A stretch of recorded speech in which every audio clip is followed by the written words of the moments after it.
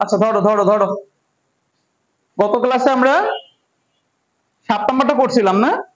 8 নম্বর হইলেই তো আমাদের মনে হয় বৃত্ত শেষ নাকি? আচ্ছা, আজকে হচ্ছে কি অল্পের ভিতরে আমরা ক্লাসটা শেষ করে ফেলবো। একটু খেয়াল করো, এইদিকে এইদিকে এইদিকে, এটা কি বৃত্ত তাই না? এটা হচ্ছে বৃত্তের ব্যাস তাই তো? রাইট, এটা কখনোই ব্যাস হইতে পারে না, কারণ আমরা জানি ব্যাস হইতে হলে অবশ্যই কেন্দ্রের ভিতর থেকে যেতে হবে। আচ্ছা, এবার একটু খেয়াল করো, এই জায়গা থেকে আমি আরেকটা বৃত্ত অঙ্কন করলাম, অবশ্যই কিছু একটা হয়েছে বৃত্তই, হ্যাঁ। একটু খেয়াল করো, আমি যদি এটাকে যদি এখান থেকে সরাইয়া দেই, এই যে এবি রেখা, এই এবি রেখা এটা যদি সি1 কেন্দ্র বিশিষ্ট বৃত্ত হয়, একটু আগে এই এবি রেখা ছিল সি1 কেন্দ্র বিশিষ্ট বৃত্তের জ্যা, রাইট? এখন আবার একটু খেয়াল করো, এই সি2 কেন্দ্র বিশিষ্ট যখন আমি বৃত্ত অঙ্কন করতেছি, তখন এই সি2 কেন্দ্র বিশিষ্ট বৃত্তের জ্যাও কি এবি, বৃত্তের জ্যাও কি এবি। এই পাশ থেকে যদি দাগটা নিই, যদি আমি এটাকে সরাইয়া দেই, তাহলে আমি বলতে পারি সি1 কেন্দ্র বিশিষ্ট বৃত্তের জ্যা হচ্ছে এবি। আর যদি এই জায়গা থেকে দাগটা নিই, এটাকে যদি সরাইয়া দেয়, তাহলে সি2 কেন্দ্র বিশিষ্ট বৃত্তের জ্যা হচ্ছে এবি। তাহলে এখানে জ্যা কয়টা? জ্যা একটা, কিন্তু সেই একটা জ্যা ওরও আবার ওরও, তাই তো? যখন দুইজনের ভিতরে একটা জিনিস থাকে তখন সেটাকে আমরা কি বলি? সাধারণ বা কমন, তাই না? তাহলে এই যে জ্যা, এটাকে বলা হয় সাধারণ জ্যা। কি জ্যা? সাধারণ জ্যা। তোমাকে বৃত্তের সমীকরণ দুইটা দিয়ে দিবে, দুইটা বৃত্তের সমীকরণ দিয়ে বলবে এই সাধারণ জ্যা এর সমীকরণ নির্ণয় করো। মনে রাখবা, দুইটা বৃত্তের সমীকরণকে যদি আমরা বিয়োগ করি, কি করি? বিয়োগ করি, তাহলে সাধারণ জ্যা এর সমীকরণটা পাবো। বিষয়টা ক্লিয়ার? সমস্যা আছে বুঝতে? আচ্ছা ঠিক আছে, তাহলে এখানে লেখো যে হচ্ছে গিয়া দুটি বৃত্তের সমীকরণ বিয়োগ করলে সাধারণ জ্যা এর সমীকরণ পাওয়া যাবে। দেখো, দুটি বৃত্তের সমীকরণ বিয়োগ করলে সাধারণ জ্যা এর সমীকরণ পাওয়া যাবে।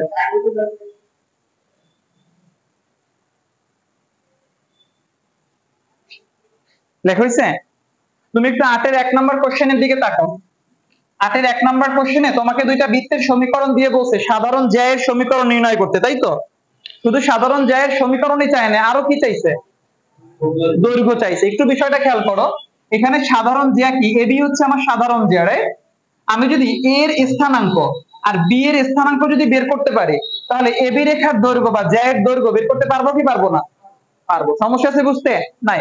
আগে আমরা সাধারণ জ্যা এর সমীকরণটা একটু বের করি। 8-এর 1 না? দেখো, দেয়া আছে বৃত্তদ্বয়ের সমীকরণ, তাড়াতাড়ি হাত চালাও।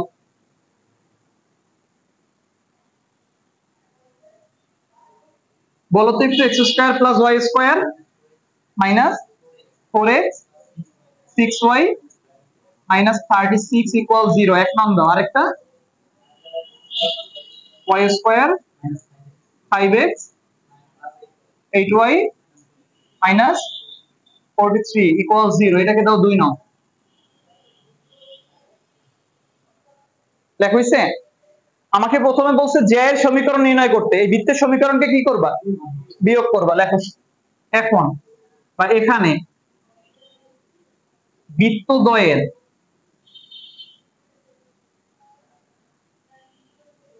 সাধারণ জ্যা এর সমীকরণ। সোহান, এইটা কি ফ্রেমে পায়? দেখো তো এই দাগটা পাইছে না? আচ্ছা ঠিক আছে, লেখো বৃত্তদ্বয়ের সাধারণ জ্যা এর সমীকরণ বিয়োগ করো। তাহলে প্রথমে x square plus y square minus 4x plus 6y minus 36 minus x square minus y square plus 5x minus 8y plus 43 equal to 0। বিষয়টা বুঝতে পারছি তো? যেহেতু মাইনাস করছি, সবগুলো মানে সাইন পরিবর্তন হয়ে গেছে। Plus x square minus plus y square minus y square. তাহলে এখানে একটু যদি খেয়াল করো, মাইনাস 4x প্লাস 5x কি থাকবে? x না? এখানে মাইনাস 2y আর 36 43 কত হবে? মাইনাস 7 না? না প্লাস 7 ইকুয়াল টু 0। এটা অ্যান্সারটা মিলাও, সাধারণ জ্যা এর সমীকরণ এটা কিনা।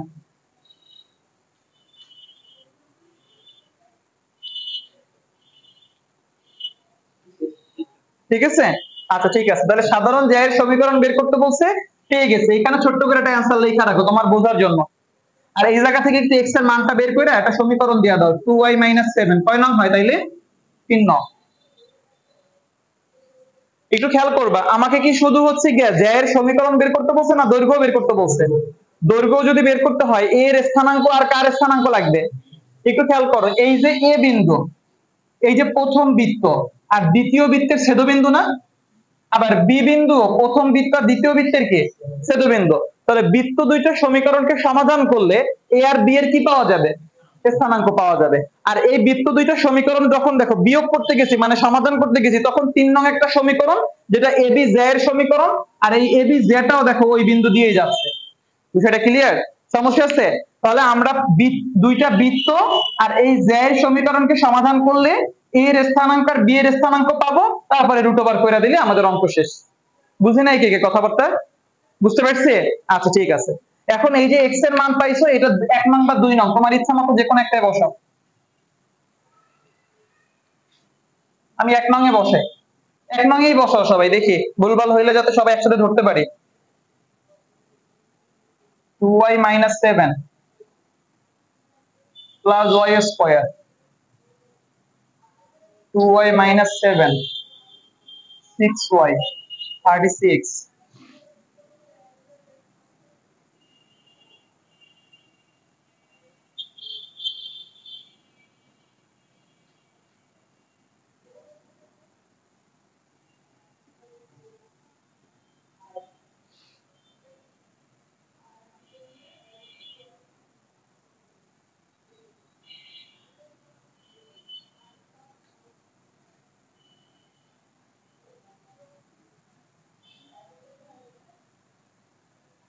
আচ্ছা 49 আর 28 যোগ করো তো।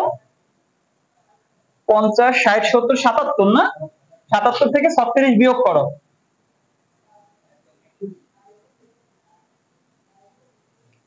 এখান থেকে মিডল টার্ম করে তোমরা একটু আমাকে y এর মানটা বের করে দাও।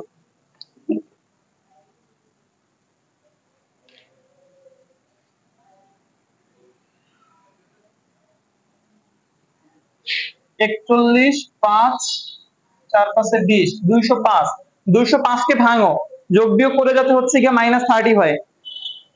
তাহলে এটাকে হচ্ছে গিয়ে কত দিয়া যায়? 3 দিয়া যায়? 3 6 18 যায় না, 5 দিয়ে।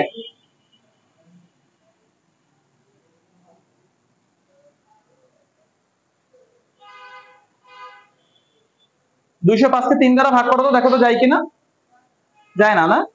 তো 5 দিয়ে 41। 41 কে কিছু দ্বারা ভাগ করা যাবে? 41 কে তো মনে হয় কিছু দ্বারা ভাগ করা যায় না।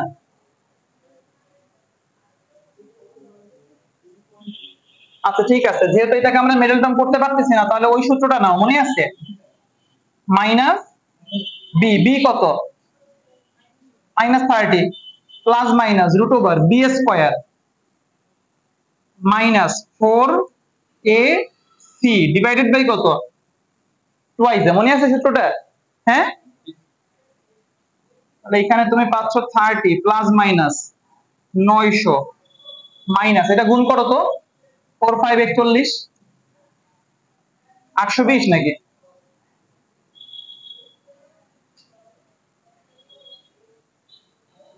আটশো বিশ।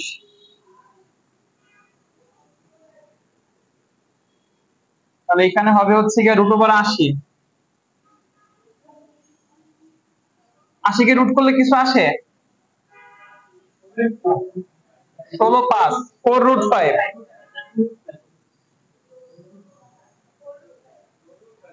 16 5 না, 5 16 80, তাহলে 4 রুট 5।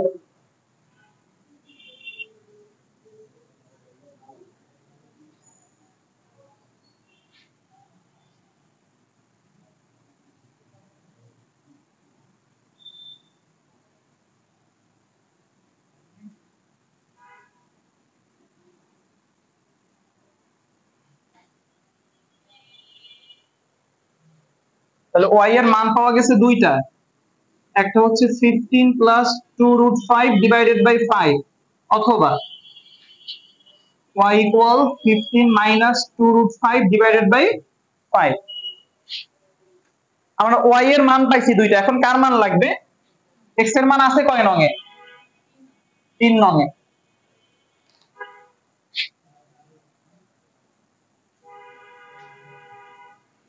y এর মান 3 নং এ বসাই, কথা বলিস না। y equal 15 plus 2 root 5 divided by 5 হলে x equal জন্য কত ছিল? 2y minus 7,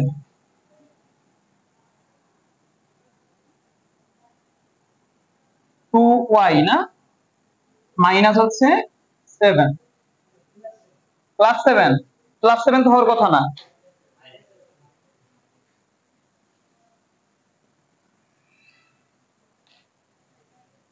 তাহলে এখানে যদি তুমি হিসাব নিকাশ করো 30 প্লাস হচ্ছে গিয়া 4 root 5 divided by 5 minus 7,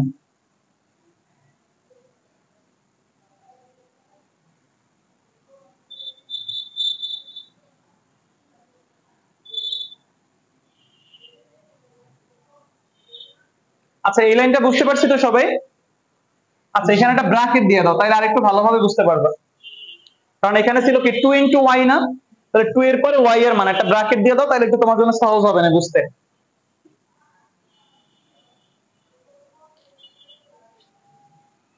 y equal 15 minus 2 root 5 by 5 হলে x equal 15 minus 2 root 5 by 5 minus 7,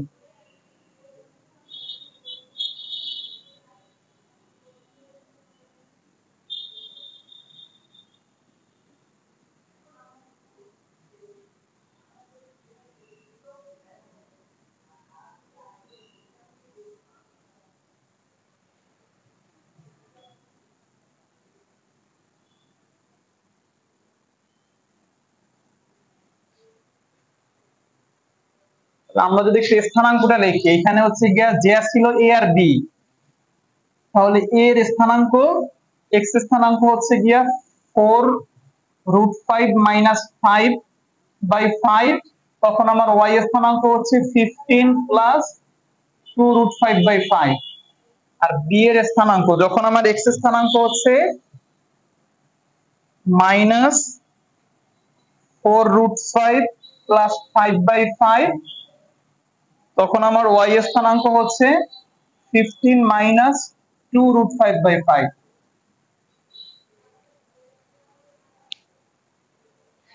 আচ্ছা ওই যে লাইনটা লিখছি ওটা তোমাদের লেখা লাগবে না, তোমরা বুঝতে পারছো তো ওই বিষয়টা? ওই যে a আর b এর যে স্থানাঙ্কটা লিখছি। আচ্ছা ঠিক আছে, আমাকে এখন কি বের করতে হবে জানো? দূরত্ব বা দৈর্ঘ্য, তাই না? দেখো সুতরাং z দৈর্ঘ্য রুট ওভার x2, ওইটাকে আমি x2 ধরি, তাহলে 4 root 5 minus 5 divided by 5, x2 minus, তাহলে মাইনাসে মাইনাসে কি হবে? Plus 4 root 5 plus 5 divided by 5 এটার whole square, plus y2 15 plus 2 root 5 by 5 minus 15 minus 2 root 5 by 5 এটার কি হোল স্কয়ার।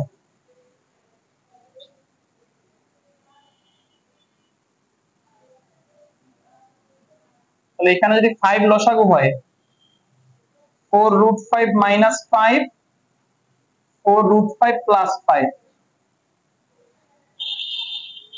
হোল স্কয়ার, এখানে যদি 5 লসাগু হয় 15 plus 2 root 5 minus 15 plus 2 root 5 এটার হোল স্কয়ার। দেখো প্লাস মাইনাসের কথা যাতে ভুল না হয়, হ্যাঁ তোমাদের বা আমার কারোরই।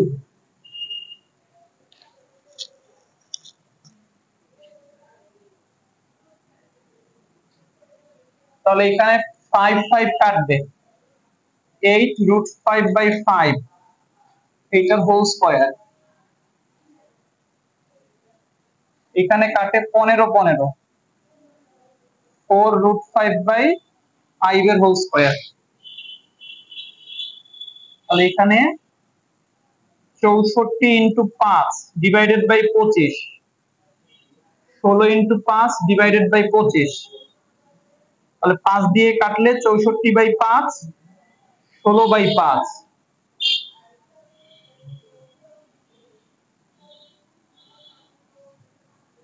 64 আর 16 64 16 যোগ করলে কত হয় 4 4 10 না 8 না 80 8 16 80 4 একক অ্যান্সার মিলো ঠিক আছে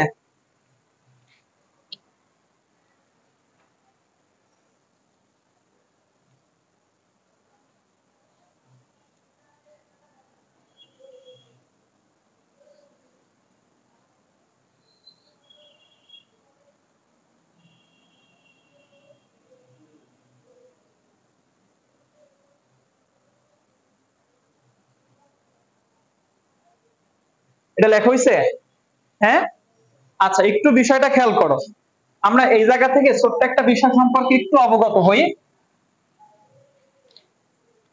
এখানে এই একটা বৃত্ত ছিল আর এই একটা বৃত্ত ছিল মাঝখান থেকে এইটা ছিল কি জ্যা এই জ্যাকে আমরা নামকরণ করছিলাম এ আর বি দ্বারা এ এর স্থানাঙ্ক আমরা বের করছি বি এর স্থানাঙ্ক আমরা বের করছি শেষে গিয়ে এ বি জ্যা এর কি বের করছো দৈর্ঘ্য বের করছো কি বের করছো দৈর্ঘ্য তোমরা 4a তে আমি তোমাদেরকে এরকম একটা সূত্র শিখিয়েছিলাম যে এটা যদি একটা ব্যাস হয় ব্যাসের এই প্রান্তের স্থানাঙ্ক যদি a হয় x1, y1 আর এই প্রান্তের স্থানাঙ্ক b x2, y2 তাহলে এই যে বৃত্ত এই বৃত্তের সমীকরণ হচ্ছে x - x1 ইনটু হচ্ছে x - x2 plus y - y1 y - y2 0 মনে আছে এটা কিসের সমীকরণ বৃত্তের সমীকরণ এই বৃত্তের সমীকরণ আমরা বের করছি ব্যাসের দুই প্রান্তের স্থানাঙ্ক দিয়ে কি দিয়ে ব্যাসের দুই প্রান্তের স্থানাঙ্ক দিয়ে একটু খেয়াল করো এইখানে ab এর পরিচয় কি জ্যা ab এর পরিচয় কি এটা হচ্ছে ধরো প্রথম বৃত্ত এইটা দ্বিতীয় বৃত্ত তাহলে আমি বলতে পারি এখানে ab এর পরিচয় হচ্ছে প্রথম ও দ্বিতীয় বৃত্তের সাধারণ জ্যা বলতে পারি কি পারি না পারি এবার আমি একটা খেয়াল করো এই জায়গা থেকে আমি একটা বৃত্ত অঙ্কন করি এটা হচ্ছে আমার তৃতীয় বৃত্ত আর এই এবি জ্যা এর উপরে আমি কাটা কম্পাসটা ফালাইছি খেয়াল করো কিসের উপরে এবি জ্যা এর উপরে কাটা কম্পাসটা ফালায়া এই জায়গা থেকে আমি বৃত্তটা অঙ্কন করছি এবার একটু খেয়াল করো এই এবি কে তোমরা এতক্ষণ পর্যন্ত বলতেছিলা জ্যা আর এই যে তৃতীয় যে বৃত্তটা অঙ্কন করলাম তৃতীয় বৃত্তের জন্য এবি এর পরিচয় কি ব্যাস তৃতীয় বৃত্তের জন্য এবি এর পরিচয় কি এখন এ এর স্থানাঙ্ক তুমি জানো কি জানো না বি এর স্থানাঙ্ক জানো কি জানো না জানো ব্যাসের যদি দুই প্রান্তের স্থানাঙ্ক জানো তাহলে বৃত্তের সমীকরণ বের করতে পারবে না যেহেতু এ এর স্থানাঙ্ক বি এর স্থানাঙ্ক তোমার জানা আছে তৃতীয় যে সমীকরণটা মানে বৃত্তটা যে আমি অঙ্কন করছি ওইটা সমীকরণ তুমি আমাকে বের করে দিতে পারবে না পারবে না 8 এর 3 নম্বর অঙ্কটা দেখো তো আমার করাই দেয়া লাগবে কিনা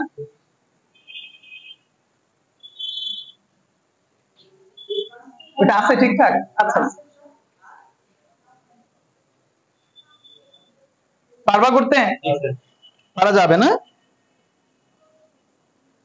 তাহলে 4 নম্বরটাও দেখো তো করাই দেয়া লাগবে কিনা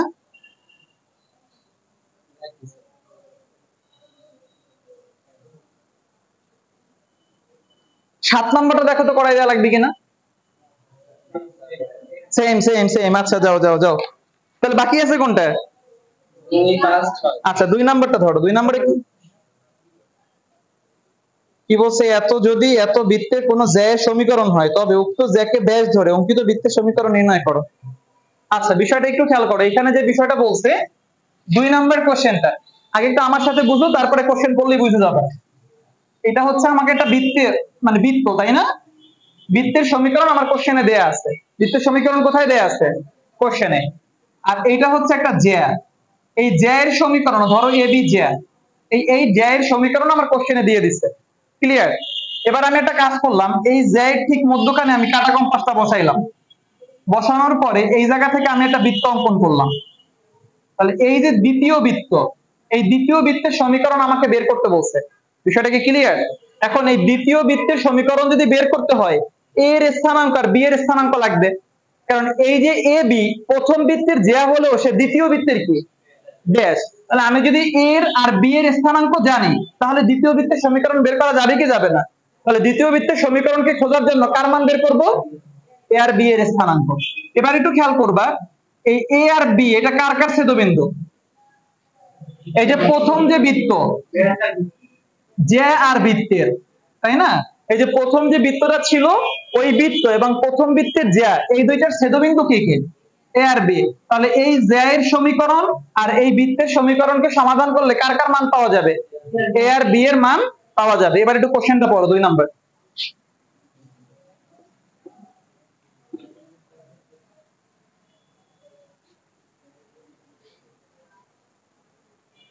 কোশ্চেন বুঝতে পারছো? আচ্ছা ঠিক আছে, লেখো, দেয়া আছে।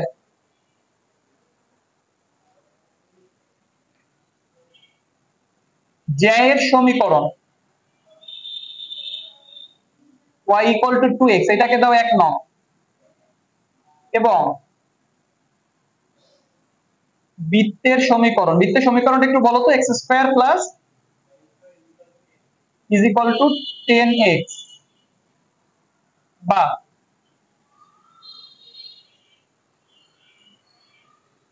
y ইকুয়াল টু কত? তাহলে y এর পরিবর্তে 2x বসাও।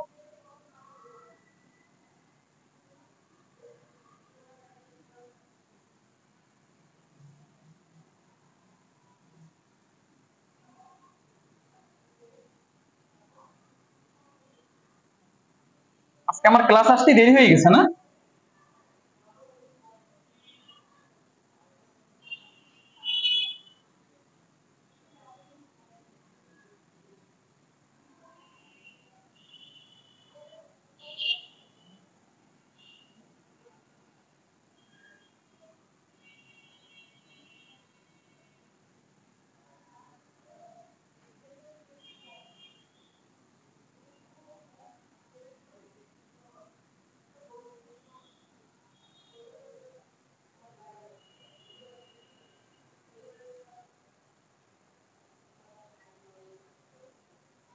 লিখছো?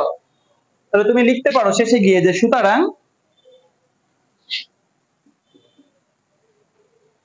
বৃত্ত ও জ্যা এর ছেদবিন্দুর স্থানাঙ্ক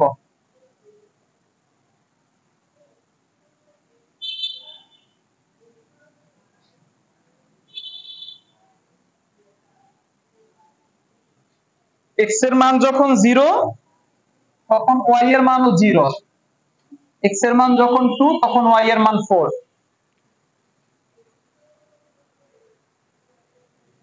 এখন বা এখানে 0,0 এবং 2,4 কোন বৃত্তের ব্যাসের দুই প্রান্তের স্থানাঙ্ক হলে ওই বৃত্তের সমীকরণ, সূত্র তো মনে আছে, x মাইনাস x1, তারপরে কি x minus x2, y minus y1, y minus y2 equal 0।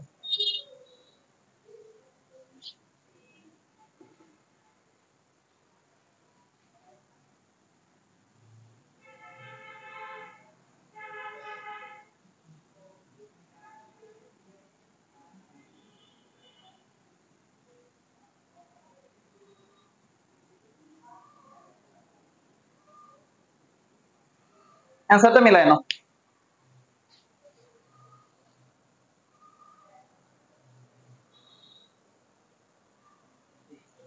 ঠিক আছে,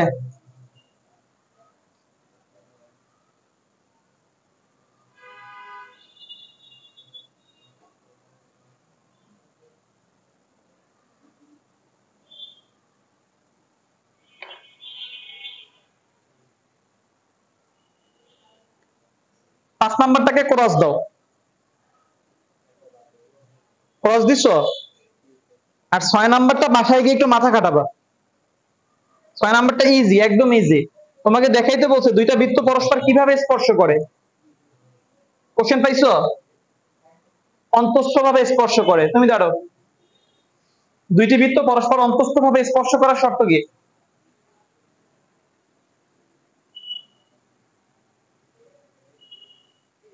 কে বলতে পারবা? দাঁড়াও, বলো।